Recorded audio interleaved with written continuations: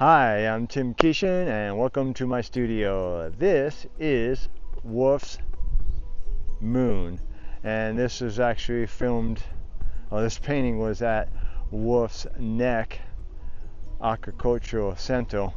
This is where I go camping at least once a month. And I woke up very early in the morning and I thought I overslept because my tent was completely lit up. So I hurried outside, and then to my surprising that the moon was the cause of the light and not the sun, and the moonlight was so strong. It was actually a full moon, so this is what they call a wolf's moon in January.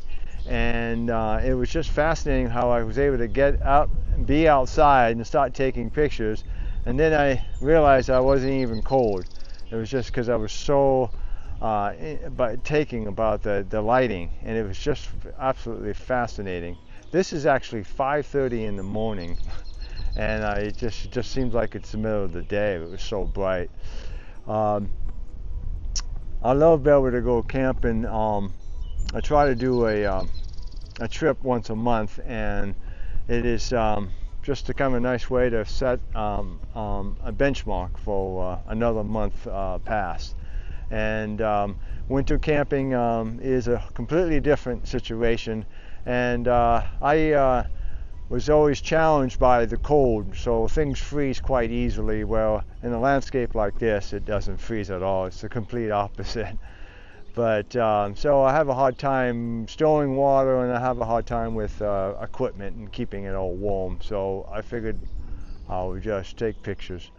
But this painting here was a lot of fun because it's another continuation of my camp series at Wolf's Neck, and this is basically my front yard of where I camp each time I go out to a specific spot.